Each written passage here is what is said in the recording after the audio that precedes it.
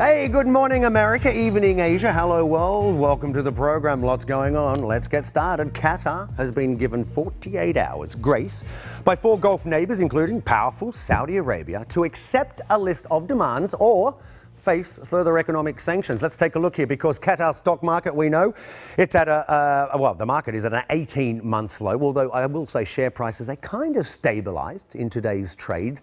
Now, it's reported that the boycotting countries may ask international firms to choose between doing business with them or Qatar.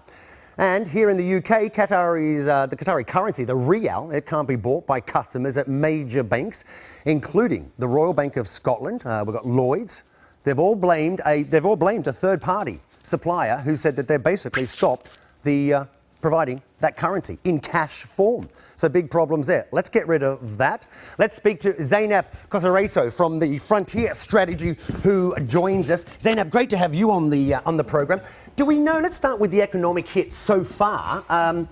Do we know if Qatar has had to dip into its sovereign wealth fund, which is basically its big piggy bank, just to see itself through? Yes, so we've seen quite a bit of developments in Qatar in terms of the economy. First of all, the confidence with regards to the rial has slid. So we've seen the forward rates double. We've seen the currency trading at higher than its actual peg, the 364. And we've seen the Qatar Investment Authority, the piggy bank, actually put in some dollar deposits into banks within Qatar to be able to provide some more liquidity, some more dollars to the economy there. Wow. Okay, and that's trying to maintain some stability there.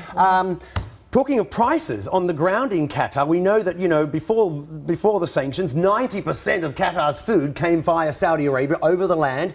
Saudis have shut that down. Qatar now is relying on the likes of Iran and Turkey for food and other stuffs, but they're paying more money for it, aren't they? Yes, so trade of course has become a lot more difficult. Thanks to Turkey and Iran, Qatar can actually bring in some products, but the way that they can export has also become reliant on ports in Oman and Kuwait, and that's of course becoming quite difficult for them to sustain the trade both ways. And if they're paying more money for these goods, that affects the overall inflation in the country, right? We haven't got the exact numbers, they're not out yet, but at the moment, surely inflation is building. Yes, for sure. Inflation has been potentially increasing, especially in the food segment. Okay. What is going on with these banks here in the UK? I'm not sure if it's happening in other countries at the moment, but they're saying, hang on, we can't give you the traveller or you the businessman, we can't give you solid rials, hard cash rials, because we don't have them.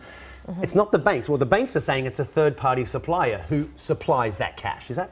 Yes, so the problem is the confidence with regards to the rial has definitely come down. So we're looking at just banks and providers not being very confident to be able to trade and actually purchase a lot of rial-denominated assets, whether it's the actual currency or other kinds of assets. The authorities from those 4 countries, Saudi, UAE, etc., they have not given official instructions to all banks to stop, for example, doing this. But I think there is quite a lot of concern that this could be one of the next steps that these countries take. So there's a desire to reduce exposure to the Qatari rial. And again, just to put it in layman terms, a lot of people don't want to be holding on to rials, because let's say I bought $1,000 worth of rial, and they're worried that the currency will plunge in value and you lose out, right? Yes, potentially. Now, that's not a very immediate concern, but the longer this crisis lasts, the more that likelihood, of course, there is. These boycotting countries, led by Saudi, basically, and Egypt and the United Arab Emirates, are saying that if the Qataris don't come to the table in, 48 hours' time and make some agreements,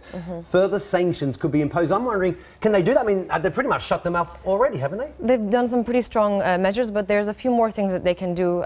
First of all, like I mentioned, they could actually instruct all banks to just stop trading in rials, or actually ask them to withdraw their deposits from Qatari banks, which would really put pressure on liquidity in the market. And of course, as you mentioned, there could be quite a lot of concern around if banks, companies, countries are basically told to choose between Qatar and other of these 4 markets. Tough words, tough actions indeed. Zeynep Kosereisoğlu, thank you very much for coming in on Talking Business. We appreciate your update. We'll keep following, of course, the woes of Qatar.